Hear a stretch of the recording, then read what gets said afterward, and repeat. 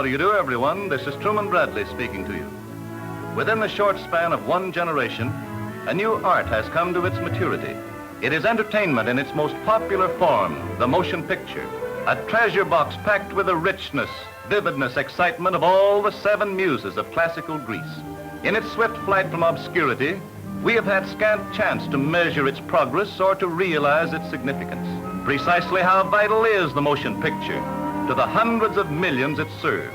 Let us go to the village of Middletown, a community that is everywhere and nowhere.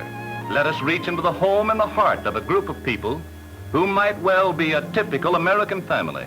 Perhaps they can tell us. Children, it's Augusta's night out. If you want to go with us to the movies, you better get the dishes done. Oh, Mom. Come on. You wash and I'll wipe. She always wipes. Afraid to get her pretty little hands wet. What you gonna do when you get married? I see why the movie people are figuring out their biggest year in history. Mighty big plans they got out there in Hollywood. Yeah, movies ain't what they was 25 years ago, just a bunch of sissies today. Did I ever tell you about... Yes, Grandpa. You told us. Well, I'm telling you again. They had real pictures in them days. You mean the peep shows? Peep shows in a pig's eye. Did you ever see The Great Train Robbery? Did you ever see Bertha the Sewing Machine Girl? And Nellie the Beautiful Cloak Model? Ha ha! Them were real pictures.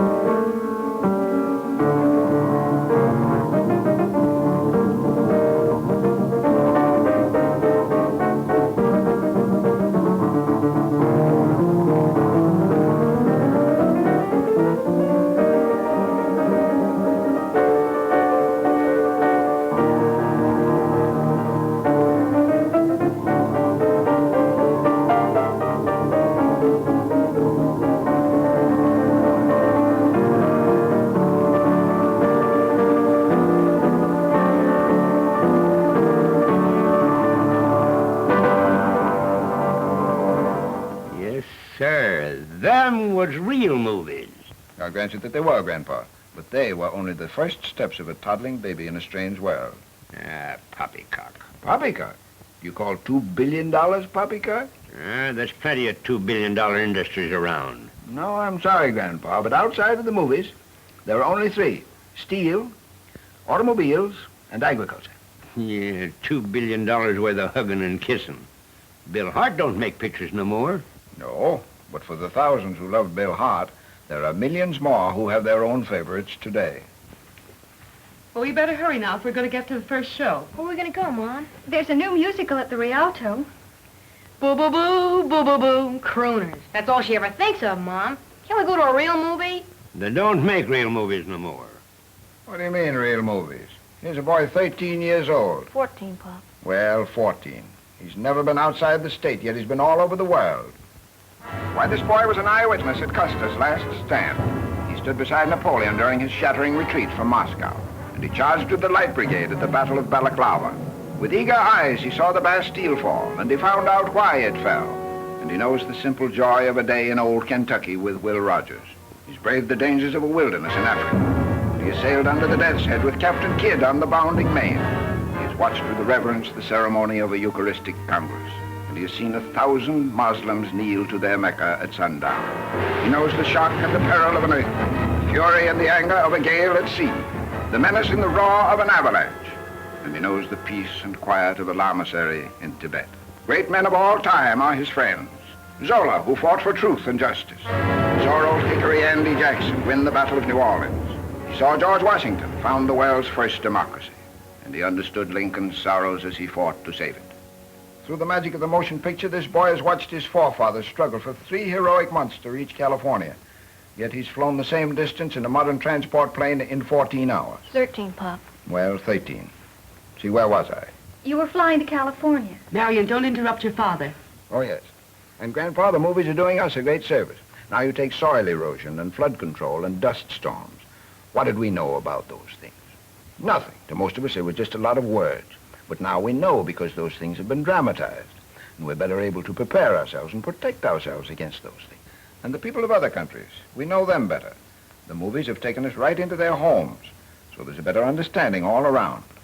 And that, Grandpa, in times like these, is a big step toward a more peaceful world. Well, James, if we're going to keep peace in this family, we better get started for the show. Coming, Grandpa? Thunderation, no. Just a lot of hugging and kissing. Hugging and kissing. Woo! And so our family goes to the movies. Their entertainment dollar, your entertainment dollar. What happens to it? 65 cents of your movie dollar never leaves this community. 25 cents of each dollar you spend is for the theater payroll, all local employees. 19 cents is paid out for rental, local taxes, insurance, and theater supplies and equipment to make your visit to the theater more comfortable. 13 cents is redistributed for light, heat, interest, and special attractions for theater patrons. 8 cents of this same movie dollar are for local advertising and publicity. Only 10 cents of your entertainment dollar are for distribution and national advertising. 25 cents goes to Hollywood to be transformed into more entertainment for you. However, the big 65 cents in this celluloid dollar remains right here with you, with your butcher, your baker, your industry, with your families, the Smiths, the Browns, and the Robinsons.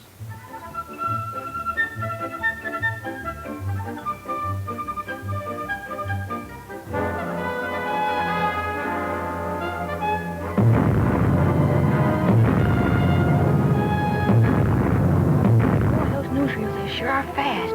I only had them 2 days ago. Not only fast, son, but true. A dozen men could write a dozen different stories about that. But the newsreel camera sees it only one way, the right way.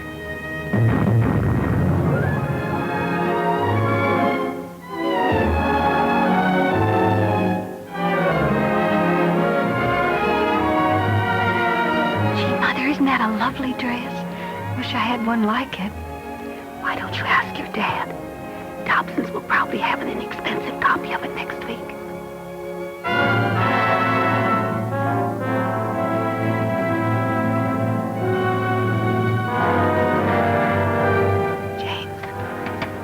Did you remember to send our check to the Red Cross?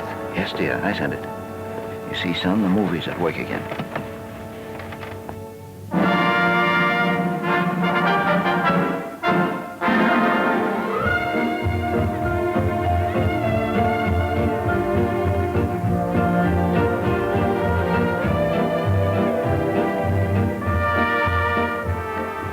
Dad, why can't we go to Hollywood on our vacation? Yeah, Dad, why? Well, maybe we can. Honest, Dad, you mean that letter came from Aunt Lucy? Yes, I did get a letter. Well, what'd she say? Well, she sort of hinted that maybe we might like to come out there to Hollywood to visit her. Yeah, we're going to Hollywood!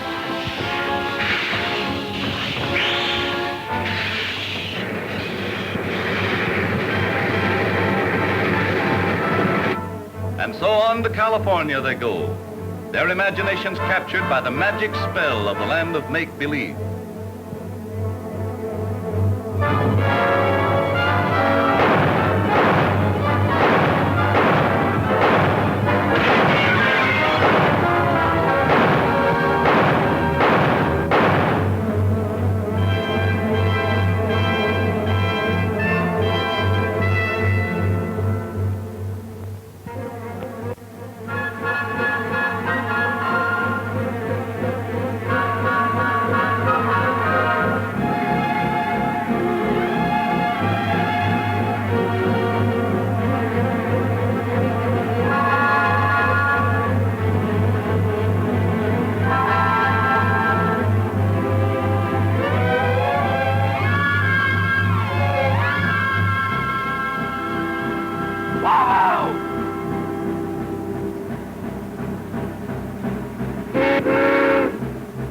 And to those almost legendary but very real studios goes this happy family on its Hollywood adventure. First, to the Paramount Studios. You see that tiny speck? Well, that was it 25 years ago, but so rapidly has Hollywood expanded that Paramount now looks like this. Inside the studio, our visitors see Claudette Colbert and director George Cukor as they discuss a scene for Zaza.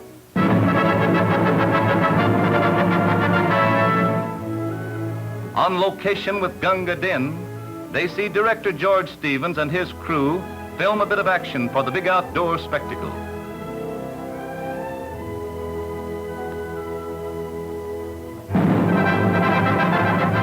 Our family drops in on a pleasant birthday party, which was held during the filming of You Can't Take It With You. The host, director Frank Capra. The guest of honor, Lionel Barrymore. Johnny, an air-minded youngster, gets a big kick as he watches Errol Flynn drop out of the sky in Dawn Patrol to be greeted by his director, Edmund Goulding.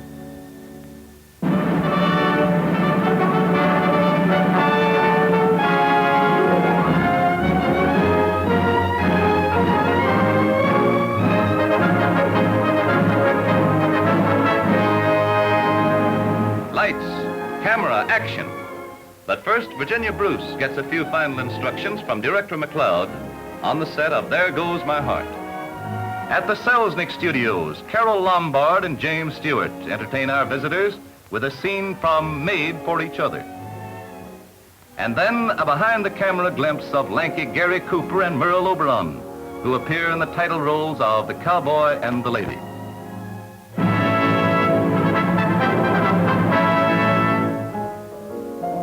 Songwriters McHugh and Adamson compose a melody, and Deanna Durbin rehearses it for her forthcoming film, That Certain Age. Shirley Temple, too, is busy these days. Very important, this conference with director Walter Lang, who will guide Shirley in the title role of The Little Princess. Boris Karloff, soon to appear as Mr. Wong in a new series of films, appears before the camera under the direction of William Nye. And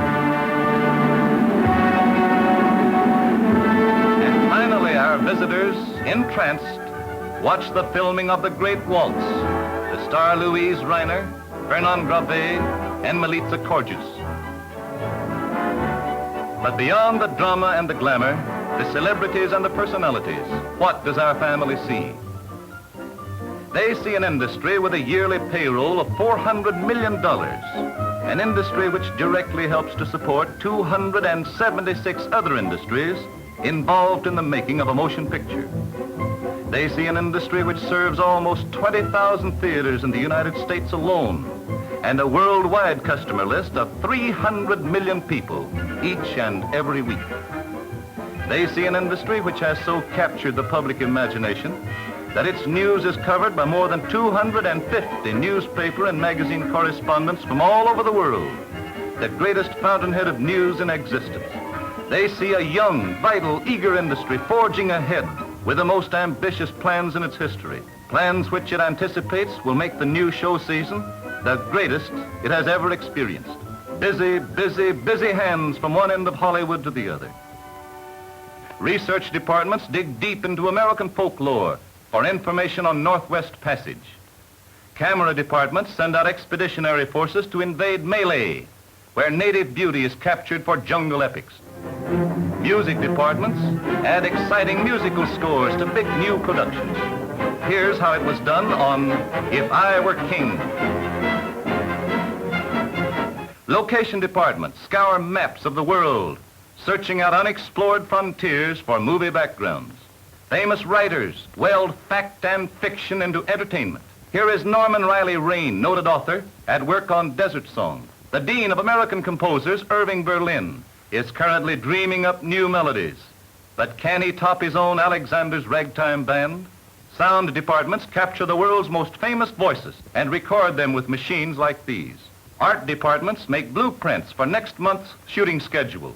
From the blueprint, a miniature scale model is built by the construction department and matched detail for detail with the finished job.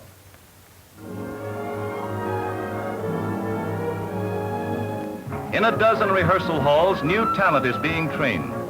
Famed dance director Leroy Prince, for instance, oversees a group of unknowns, taking a fling at the fame today's audience may bring them. The cream of this year's entertainment crop seems to be John Payne, Lucille Ball, Ann Nagel, Andrea Leeds, Richard Carlson, Ellen Drew, Vincent Price, and Rutherford. In the cutting rooms, film editors are assembling a score of pictures soon to be released. High-speed laboratories print more than 2 billion feet of film each year, 400,000 miles of celluloid, enough to encircle the Earth 16 times. The riches of the world captured by the camera reaches the shipping room, from whence it is dispatched to the far corners of the Earth, to Paris, to London, to Rio, to Melbourne, to Middletown, USA. And back to their neighbors, our family brings Hollywood's assurance of a new and greater era in entertainment. Precious moments of romance and adventure in the lives of great men and women. Drama and comedy from the pens of the world's great masters of literature. Vivid picturizations of the heroism that has marked the path of civilization. And simple human stories of the heartbreak and the joy in the lives of all of us. Sad moments, glad moments, but exciting moments all, portrayed by those whom all the families in all the world's middle towns have applauded to stardom. These great stars make motion pictures your best entertainment.